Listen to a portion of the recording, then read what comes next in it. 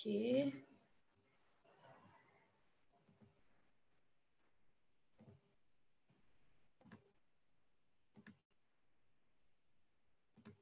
Lovely. So, are we able to view the screen? If someone can just say. Hello.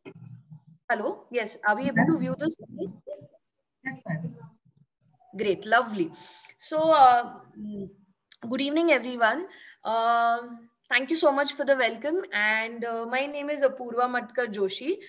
Before we start the session, मला विचारायला आवडेल की मी मराठीत बोललेलं सगळ्यांना चालेल?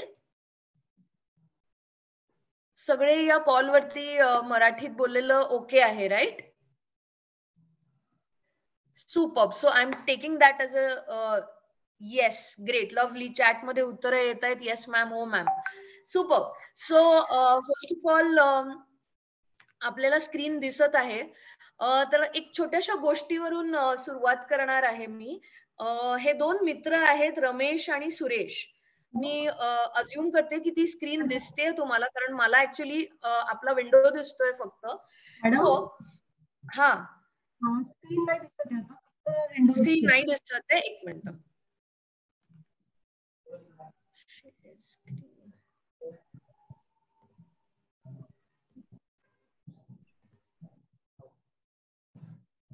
आता दिसते स्क्रीन? हो मॅडम, दिसते. स्लाइड शो मध्ये दिसते, right ma'am? Great. Lovely. So छोटीशी गोष्ट आहे. आपल्या सगळ्यांनाच गोष्टी ऐकायला खूप आवडतात. तर ही गोष्ट आहे दोन मित्रांची, रमेश आणि सुरेश. रमेश सुरेशला म्हणत असतो की तुला माहितीये सुरेश, मला ना एका सुट्ट्यांमध्ये स्विमिंग शिकायचं होतं. तर मी काय केलं, मी स्विमिंग शिकण्यासाठी एक पुस्तक विकत घेतलं, जाडसं. 750 रुपये दिले. त्याच्यात स्विमिंगचे सगळे डिटेल्स लिहिलेले होते की कसं स्ट्रोक मारायचा. पहिले 3 महिने मी ते पुस्तक वाचलं. त्या पुस्तकात सगळे इन्स्ट्रक्शन्स दिलेले, स्विमिंगसाठी माहिती असलेली सगळी माहिती दिलेली. आणि पुढचे 3 महिने मी त्याच्यात दिलेले जे चित्र होते त्याप्रमाणे प्रॅक्टिस केली. आता मी पूर्ण तयारी केली हे पुस्तक वाचून, त्याच्यातले इलस्ट्रेशन्स बघितले. या पुस्तकात खाली लिंक दिली होती एक. त्या लिंक वरती जाऊन तुम्हाला एक टेस्ट द्यायची होती की तुम्ही ते पुस्तकात वाचलेलं आहे ते तुम्हाला व्यवस्थित कळलं आहे की नाही. आणि म्हणून मी मी टेस्ट दिली आणि मी खूप खुश झालो. त्या टेस्ट मध्ये मला 100 पैकी 97 मार्क्स मिळाले. आणि आता मी म्हटलं मग स्वतःला की मी तयार झालोय स्विमिंग करायला. तर मी गेलो स्विमिंग पूल मध्ये. तर ते ट्रेनर दादा जे होते ते म्हणाले, या मी तुम्हाला दाखवतो कसं करायचंय.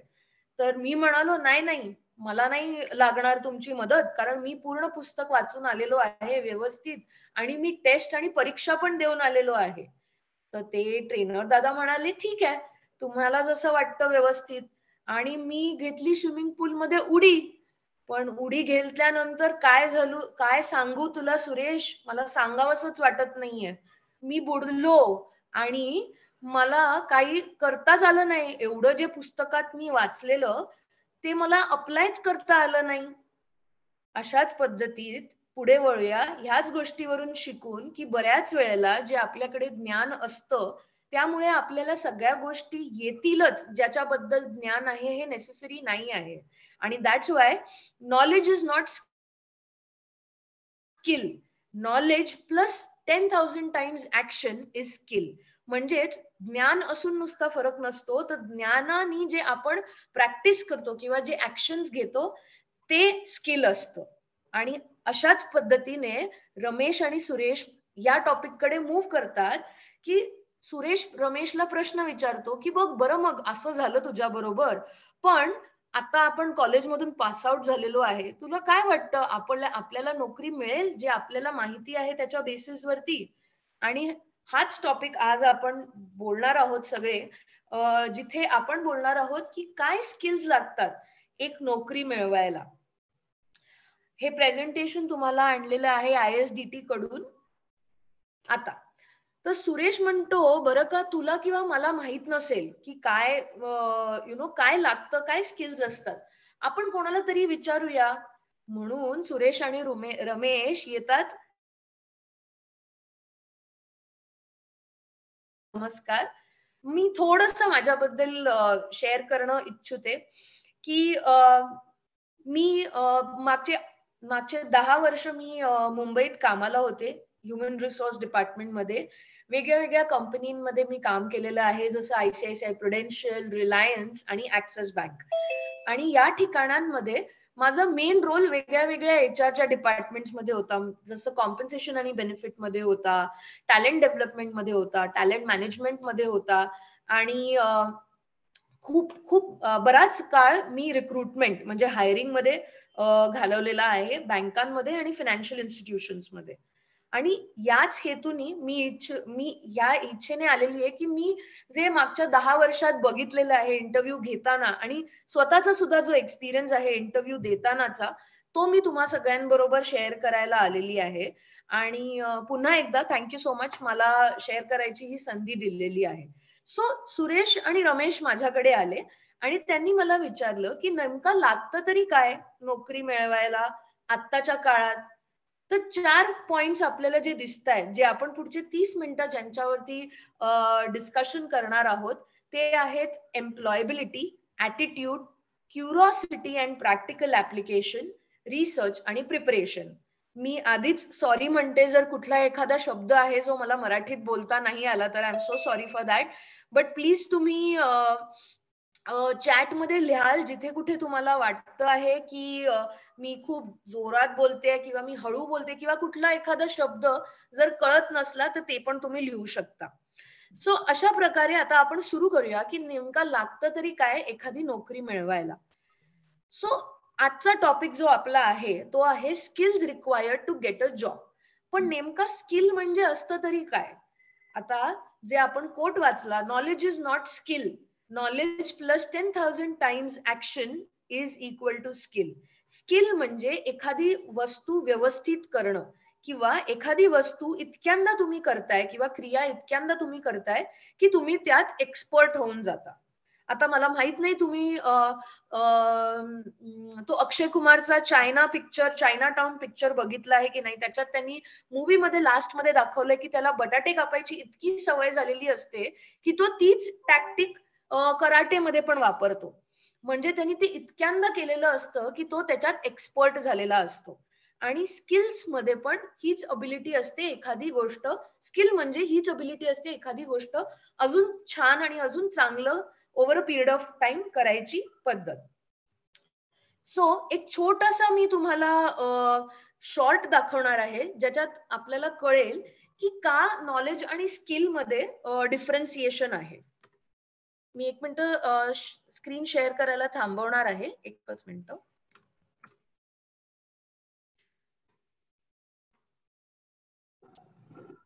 Hello madam. Yes ma'am. Ma'am तुम्ही मला काही सांगताय का.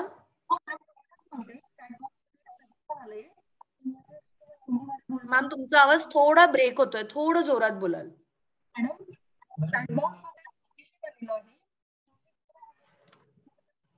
मॅम अजूनही ब्रेक होते. तुम्हाला चॅट मध्ये लिहायचं आहे का. I am so sorry.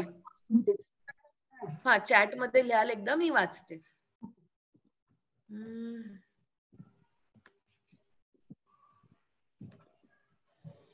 If possible, you can speak a little on between English and Hindi as well. Yes.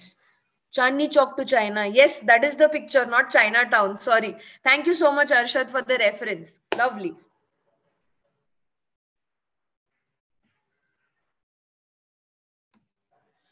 Great. So, मी एक स्क्रीन शेअर करते. आय होप ही स्क्रीन तुम्हाला दिसते. एक छोटासा शॉर्ट आहे, त्यांनी खूप छान एक्झाम्पल दिलंय की का स्किल कडे आपण कुठल्या दृष्टिकोनातून बघितलं पाहिजे.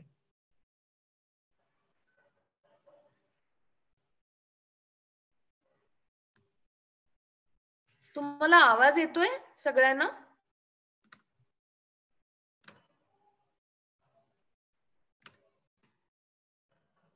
नो नाही मॅम, आवाज नाही येते. Okay 1 minute.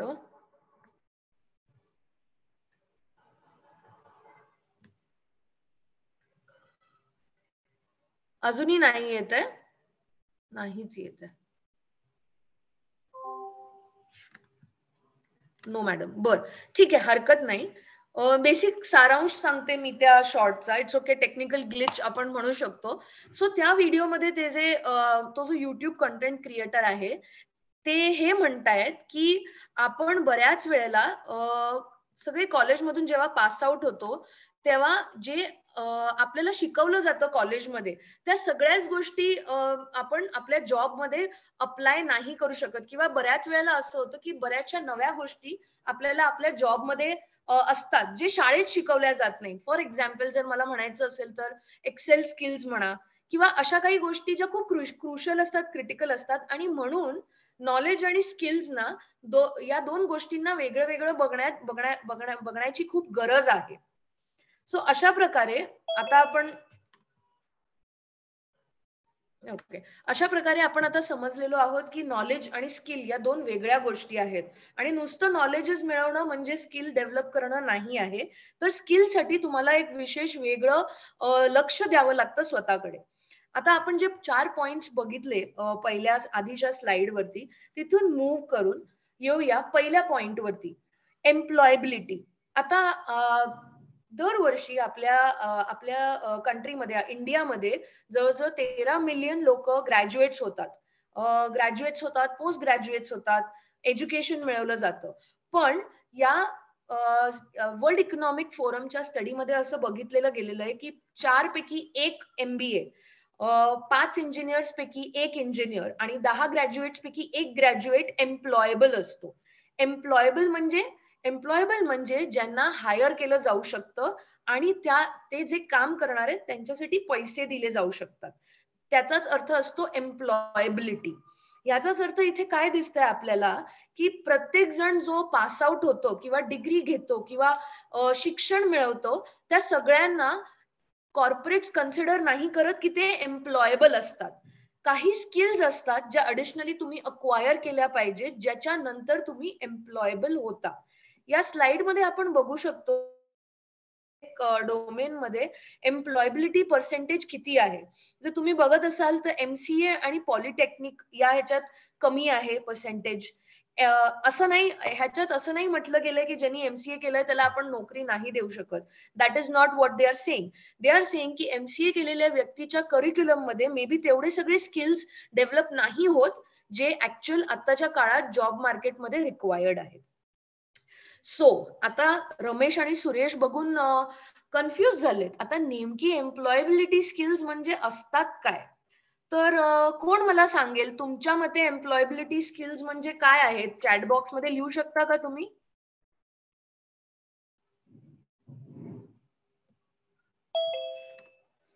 बघू काय उत्तर येत आहेत. कम ऑन एव्हरीवन, काय वाटतं तुम्हाला एम्प्लॉयबिलिटी स्किल्स म्हणजे काय आहेत तुमच्या मते? तुम्ही चॅट बॉक्स मध्ये उत्तर लिहू शकता.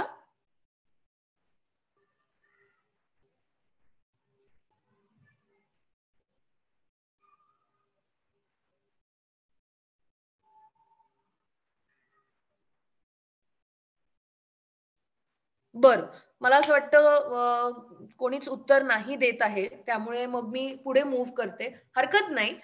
या स्लाइड नंतर तुम्हाला माहिती असेल किंवा तुम्हाला आयडिया येईल की एम्प्लॉयबिलिटी स्किल्स म्हणजे नेमकं काय आपण म्हणतोय.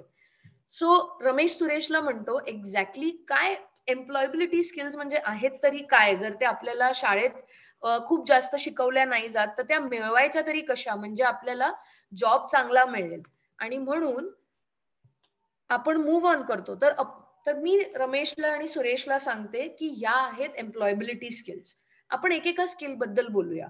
लिसनिंग स्किल्स वरून सुरुवात करूया. लिसनिंग स्किल्स मध्ये तुम्ही व्यवस्थित समोरची व्यक्ती जे बोलते आहे, जे करायला सांगते आहे, त्याची बॉडी लँग्वेज अंडरस्टँड करताय का? एका कॉर्पोरेटमध्ये जेव्हा एखाद्या व्यक्तीला आपण हायर करतो तेव्हा तो एकटं काम नाही करत, तो एका टीम बरोबर काम करतो. त्यामुळे त्याचं ऐकायची स्किल, त्याची कम्युनिकेट करायची स्किल, त्याची टीम मध्ये काम करायची स्किल, ह्या सगळ्या स्किल्सना खूप महत्व दिलं जातं. हे स्किल्स आहेत एम्प्लॉयबिलिटीचे ऍज अ ग्रुप और इंडिव्हिज्युअल म्हणून तुम्ही डेव्हलप करू शकता. आता काही गोष्टी असतात ज्या तुम्ही म्हणणार की ह्या स्किल्स कशा डेव्हलप करायच्या, जसं की लीडरशिप स्किल झाली किंवा प्रॉब्लेम सॉल्व्हिंग स्किल झाली. आता ही स्किल तुम्ही तुमच्या स्कूलमध्ये काही किंवा कॉलेजमध्ये फेस्टिवल्स अरेंज करता, त्याच्यात तुम्ही एखादा पर्टिक्युलर सेक्शन घेता मार्केटिंगचा, त्याच्यात तुम्ही कसं काम करता, ह्याच्यात या काही इन्स्टन्सेसच्या थ्रू किंवा कधी कधी काय होतं किंवा त्या प्रॉब्लेम सॉल्व्ह करायला तुम्ही मग काय सोल्युशन्स काढले, की फक्त प्रॉब्लेम कडे बघितलं पण सोल्युशन नाही काढलं. तर तुमच्या रेझ्युमे मध्ये या सगळ्या गोष्टी बोलताना उठून दिसतात, की तुम्ही प्रॉब्लेम सॉल्व्हर्स आहात का? तुम्ही लीडरशिप क्वालिटी थोडी तरी ॲटिट्यूड कसा आहे? तुम्ही पॉझिटिव्ह आहात का तुमच्या डे टू डे लाईफमध्ये? तुम्हाला नंबर्स किती आवडतात? तुम्ही प्रेझेंट व्यवस्थित करू शकता का? आणि जेव्हा मी प्रेझेंटिंग म्हणते, प्रेझेंटिंग नुसतं एवढंच नसतं, की तुम्ही इंग्लिशमध्ये बोलू शकता की नाही. प्रेझेंटिंग म्हणजे तुम्ही जे बघता किंवा तुम्हाला एखादा आयडिया येतो, तो तुम्ही कसं व्यवस्थित समोरच्या व्यक्तीसमोर मांडताय. तो कॉन्फिडन्स आहे का तुम्हाला? जेव्हा तुम्ही एखादा आयडिया बोलताय, त्या आयडियावर तुमचा तेवढा ट्रस्ट आहे का? त्या कन्व्हिक्शननी तुम्ही तो बोलताय का? तो इंडिपेंडन्स आहे का, की तुम्हाला जेवढं काम सांगितलंय तेवढंच तुम्ही काम करताय किंवा अजून पुढे जाऊन तुम्हाला वाटतंय, की या कामाबरोबर मी हे पण केलं पाहिजे, म्हणून तुम्ही इंडिपेंडेंटली पुढे होताय. एमिंग हाय. जर तुमचे ॲस्पिरेशन्स नसतील आता, तुम्हाला जे सांगितलेलं आहे, तुम्ही जर तेच करायला इच्छिता, तर कॉर्पोरेट्सना पण इंटरेस्ट नसतो. कॉर्पोरेट्स हे बघतात, की तुम्ही अजून स्वतःसाठी पुढे काय एम सगळ्या गोष्टी आहेत ज्या एम्प्लॉयबिलिटी तुमची वाढवते. तुम्ही प्रोएक्टिव्हली कोणत्या नव्या नव्या गोष्टी शिकून घेताय. तुमच्यात क्रिएटिव्हिटी किती आहे? नॉलेज हंगर आपण पुढच्या स्लाइड्स मध्ये बोलणार आहोत, ते किती आहे? सो अशा प्रकारे या एम्प्लॉयबिलिटी स्किल्स आहेत. रमेश आणि सुरेश म्हणाले, बरं या सगळ्या स्किल्स थोड्या थोड्या का होईना पण शाळेत आपण कुठे ना कुठेतरी शिकतो, आपल्या लाईफमध्ये कुठे ना कुठेतरी अप्लाय करतो. आणि या पुढच्या स्लाइड मध्ये सॉफ्ट स्किल्स बद्दल बोललं गेलेलं आहे. हे साधारणतः सिमिलर आहेत आधीच्या स्लाइड्स मधून. फक्त 2 गोष्टी इथे मी हायलाइट करू इच्छिते, 3 actually, which is decision making. म्हणजे समजा गरज पडली तर तुम्ही कितपत पुढे येऊन एखादं डिसिजन घेताय किंवा एखाद्या डिसिजन साठी सोल्युशन देताय, की असं करूया आपण, किंवा प्रॉब्लेम बघितल्यावर सोल्युशन देताय. तुम्ही किती चटकन अडॅप्ट करताय. आता आपण मागच्या 2 वर्षात कोरोनामुळे घरात कोंडले गेलेलो होतो. तर जेव्हा तुम्ही घरात कोंडले गेलेला आहात, तुम्ही अडॅप्ट झालात का त्या सिच्युएशनला, की तुम्ही कंप्लेसंट झालाय, की मी आरामात माझ्या घरात बसली, आता मला विचारायला कोणी नाहीये, बॉस नाहीये माझ्या डोक्यावर, पण तुम्ही अडॅप्ट करून आता तुमचा वेळ वाचलाय, तर तुम्ही अजून एक्स्ट्रा काय करू शकताय? इमोशनल हाय EQ जो ऍस्पेक्ट इकडे दिसतोय, तो आहे हाय इमोशनल कोशंट. आता इंटेलिजंट कोशंट IQ पेक्षा EQ ला जास्त महत्व दिलं जात आहे, बिकॉज इमोशनल कोशंट तुमचा पूर्ण अवतीभोवतीच्या सगळ्या गोष्टींना इन्क्लूड करतो. It is not just about you and your intelligence, but it is about team. एकत्र येऊन कोलॅबोरेट करून टीम बरोबर काम करणं हे खूप मोठी स्किल आहे सध्या कॉर्पोरेटसाठी. आणि त्यामुळे ते इंटरव्ह्यू घेताना ही गोष्ट बघतात, की तुम्ही बाकीच्या लोकांबरोबर पण व्यवस्थित काम करू शकता की नाही करू शकत. तर आता मला सांगा, आता प्लीज चॅट बॉक्स मध्ये लिहा बरं का, की कोणती एम्प्लॉयबिलिटी स्किल तुम्हाला वाटते की तुम्ही डेव्हलप केली पाहिजे. कोणती एखादी एम्प्लॉयबिलिटी स्किल लिहिली तरी चालेल. कोणती स्किल तुम्हाला वाटते की तुम्ही ती डेव्हलप केली पाहिजे? चला.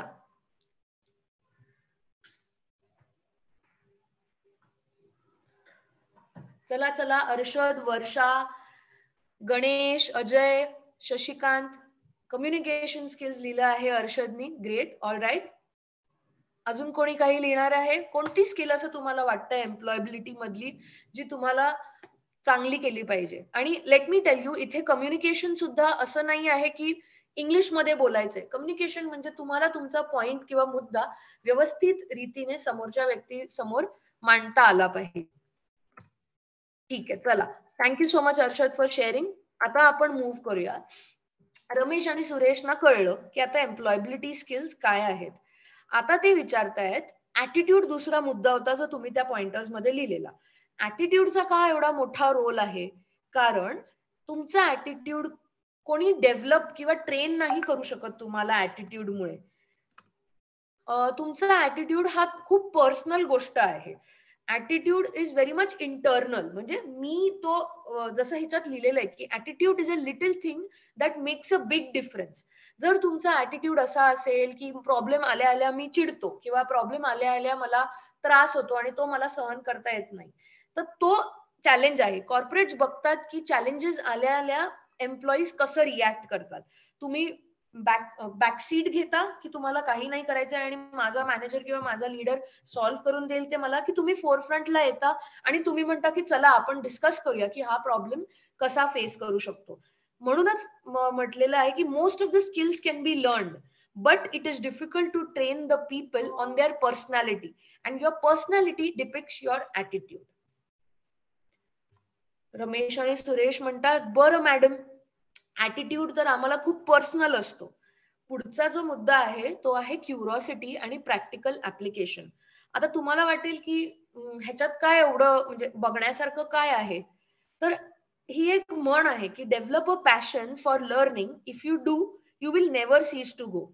जेव्हा तुम्ही क्युरियस असता तेव्हा तुम्ही सारखं शोधात असता की हे अजून चांगलं कसं केलं पाहिजे. भारतात जुगाड हा प्रकार खूप खूप फेमस आहे. बरेचसे इन्व्हेन्शन्स क्युरिओसिटीमुळे झाले आहेत, बरेचसे इन्व्हेन्शन्स जुगाडमुळे झालेले आहेत, प्रॅक्टिकल ऍप्लिकेशनमुळे झालेले आहेत. आणि हे का झालेले आहेत? कारण काही लोक क्युरियस होते. आत्ताच रिसेंटली मला असं वाटतं श्री नरेंद्र मोदींनी त्यांच्या एका स्पीच मध्ये सांगितलेलं की एका गावातल्या मुलांनी, कॉलेजमधल्या मुलांनी पोर्टेबल इन्क्युबेटर बनवलेला. म्हणजे गावात डिलिव्हरी झाली आणि त्यांना NICU तर नसतं, हॉस्पिटलच नसतं, मग पोर्टेबल इन्क्युबेटर ही खूप मोठी गोष्ट झाली त्या बाळांना वाचवायला. तर या क्युरिओसिटी मधून, या प्रॅक्टिकल ऍप्लिकेशन मधून, या गरजेमधून आपला जो आपल्याला जी नव्या गोष्टी शिकायला मिळतात त्या खूप खूप लॉंग लास्टिंग असतात आणि एनरिचिंग असतात. आणि बऱ्याच वेळेला जी लोक हायर करतात तुम्हाला, तुम्हाला काय येतं ते न बघता तुम्ही अजून किती दाखवता की तुम्हाला शिकायची आवड आहे, तुम्हाला अजून किती भूक आहे की तुम्ही शिकू शकता, नव्या नव्या गोष्टी आत्मसात करू शकता आणि त्यांना ऍक्च्युअली अप्लाय करू शकता, ही गोष्ट ते खूप बघतात. आपण पुढे बघणार आहोत की का लर्निंग एबिलिटी आणि learning skills is going to be one of the most important skill in the future. मग रमेश आणि सुरेश म्हणतात की बरं झालं, तर कळलं आता की क्युरिओसिटी दाखवली पाहिजे, ऍटिट्यूड पॉझिटिव्ह ठेवला पाहिजे, एम्प्लॉयबिलिटी स्किल्स चांगल्या असल्या पाहिजेत. बट बरं, रिसर्च आणि प्रिपरेशन म्हणजे काय? आता तुम्ही एखाद्या, in order to get the job you go for an interview, पण त्या आधीच तुमची प्रिपरेशन सुरू होते, त्या आधीच तुमचा रिसर्च सुरू झाला पाहिजे. रिसर्च कशाबद्दल? तुम्ही जो रेझ्युमे बनवलाय, इंटरव्ह्यू तुमचा रेझ्युमे वरती होतो. त्या रेझ्युमे वरती जर तुम्ही टाकलं असेल की हा मी एखादा प्रोजेक्ट केलाय, त्या प्रोजेक्ट बद्दल तुम्हाला बोलता आलं पाहिजे, त्या प्रोजेक्ट बद्दल तुम्हाला माहिती देता आली पाहिजे की तुम्ही काय शिकलात त्या प्रोजेक्ट पासून. ह्या व्यतिरिक्त आपण जेव्हा कधी इंटरव्ह्यू द्यायला जातो तेव्हा आपल्याला क्लॅरिटी असते की कुठला जॉब रोल आहे ज्याच्यासाठी आपण चाललोय, त्याची माहिती काढून घेणं, तो जॉब समजून घेणं की त्याच्यात काय रिक्वायर्ड आहे. जसं समजा मी आता जाते आहे इंटरव्ह्यू साठी, सेल्स एक्झिक्युटिव्हच्या इंटरव्ह्यू साठी मी जाते, तर मला माहितीये या सेल्स एक्झिक्युटिव्हच्या इंटरव्ह्यू साठी माझं कम्युनिकेशन स्किल चांगलं असलं पाहिजे, मला एक्सेल शीट आली पाहिजे किंवा माझं कॉलिंग एटिकेट चांगले असले पाहिजे.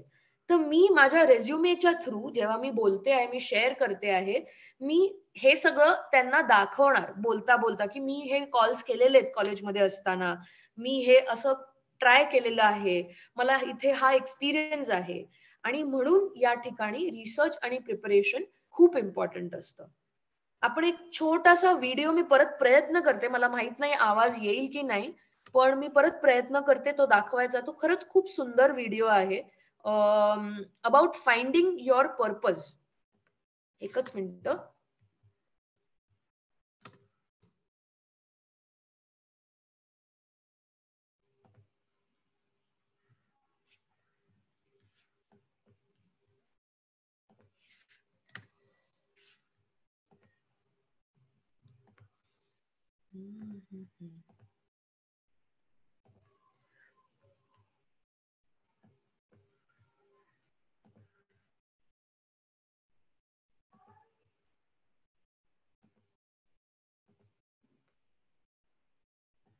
आवाज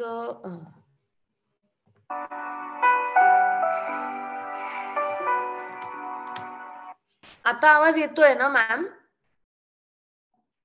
मला फक्त चॅट मध्ये कोणीतरी येस और नो लिहाल प्लीज. मी प्ले करते व्हिडिओ, मला फक्त सांगाल येतोय आवाज. Perfect, great.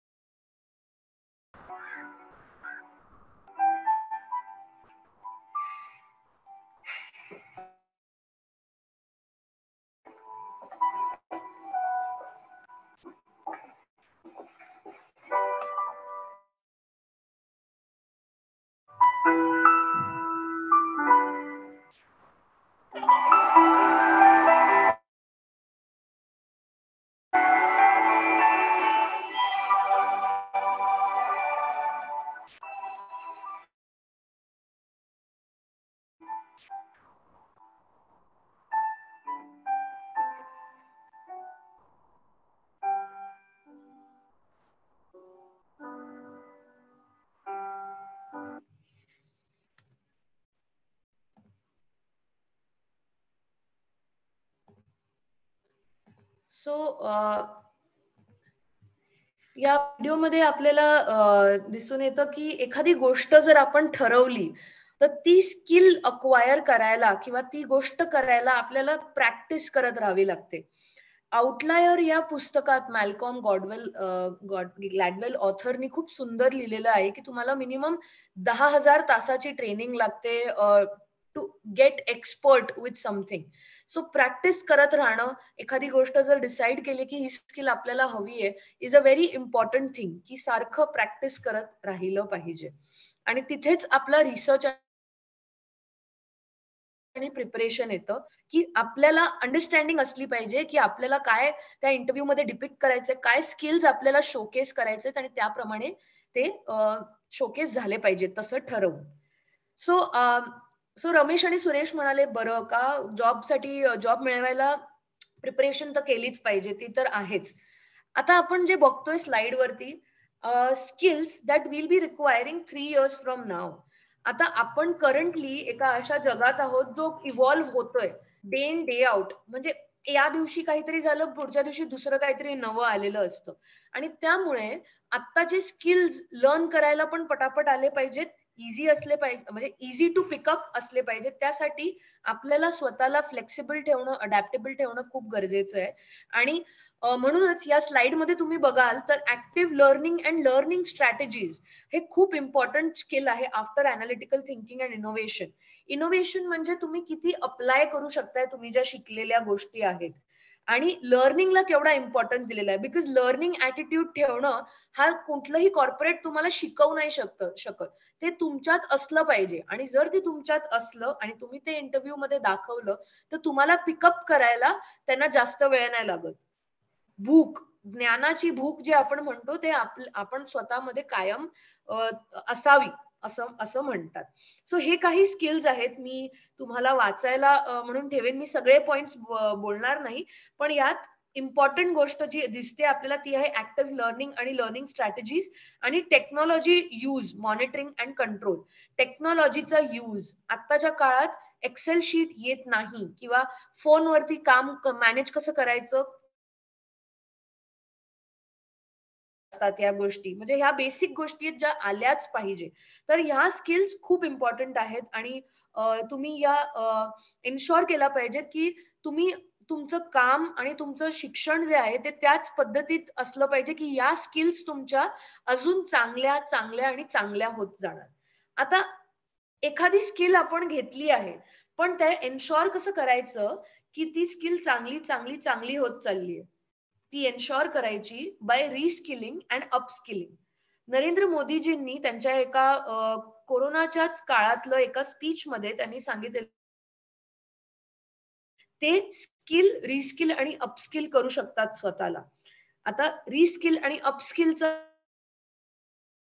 स्किल म्हणजे अपस्किल म्हणजे तुम्ही करंट जे जॉब करता आहे तो जॉब अजून चांगला. आता मी जर सपोज एक्झाम्पल दिलं की फर्निचर वाला आहे, तो एक कपाट बनवतो एका दिवसात, तर त्यांनी काय करावं, ते फटाफट कसं करावं, त्या गोष्टीला आपण म्हणणार अपस्किल. आणि त्याच्या अगेन्स्ट और त्याच्या वर्सेस दॅट जर त्याला ते कपाट अजून छान म्हणजे त्याच्यावर कोरीव काम करून असं छान बनवायचं असेल आणि ते कपाटच नव्हे तर असं अँटिक पीस टाईप असं थोडंसं थोडंसं जुनं म्हणजे चांगला त्याला लुक द्यायचा असेल, ते तो कसं करणार, त्याला तो रिस्किल म्हणजे skills learn to do a different job, do the thing differently, त्याचा अर्थ असा आहे. सो आत्ताच्या काळात खूप गरज आहे, बी इट 60 वर्षाचा व्यक्ती, बी इट 10 वर्षाचा व्यक्ती, बी इट 20 वर्षाचा व्यक्ती, 40, 50, 60, स्किल रिस्किल अपस्किल करत राहणं खूप महत्वाचं आहे. याच बरोबर सुरेश आणि रमेश मला विचारतात की मॅम हे सगळं तर खूप एक्सटर्नल आणि इंटरनल दोन्ही आहे, तर हे एक्सटर्नल गोष्टींवरती तुम्ही कधीच कंट्रोल नाही करू शकत. What you can control is what you are internally. म्हणजे the more we nourish our internal world, म्हणजे आपण स्वतःवर जेवढं काम करू, आपण स्वतःला जेवढं स्किल वाईज स्ट्रॉंग बनवू, आपण स्वतःच्या वरती जेवढी मेहनत घेऊ स्किल स्ट्रॉंग, पॉवरफुल आपल्या अवतीभोवतीचं जग होतं. का? तर कारण तुम्हाला तो कॉन्फिडन्स येतो ते स्किल्स डेव्हलप केल्यामुळे. हे ऐकून रमेश आणि सुरेश खूप खुश झाले आणि बरेच वर्ष होऊन गेले, बरेच वर्ष गेले आणि आता रमेश आणि सुरेश छान प्रोफेशनल्स झालेले आहेत, बरं का. तर रमेश झाला आहे इन्व्हेस्टमेंट बँकर आणि तो खूप खुश आहे कारण तो आता, पूर्वी तर त्यांनी त्याचे स्किल्स डेव्हलप केलेच होते आणि आता ऑन द जॉब सुद्धा तो त्याच्या करंट कॉर्पोरेट लाईफ मध्ये पण त्याचे स्किल्स अजून आणि अजून कसे बेटर होऊ शकतात त्याच्यावरती लक्ष देतो. आणि सुरेश जो आहे तो एक हाय परफॉर्मिंग सेल्स एक्झिक्युटिव्ह आहे.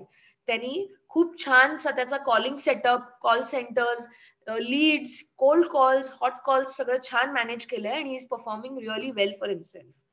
आणि अशा करून सुरेश आणि रमेश तुम्हाला विचारतायत तर तुम्ही कशाला वाट पाहताय, आत्तापासूनच अपस्किलिंग स्किल्स वरती तुमच्या काम करायला सुरू करा, म्हणजे तुम्ही छान जॉब मिळवू शकाल. आणि हेच आहे तात्पर्य. Thank you so much once again.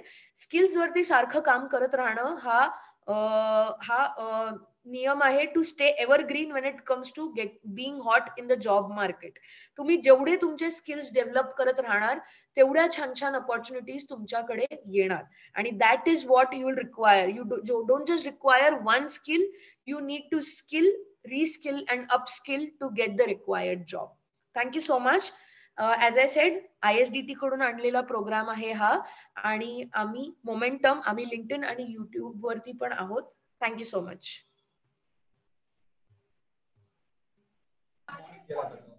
Thank you madam. Thank you so much.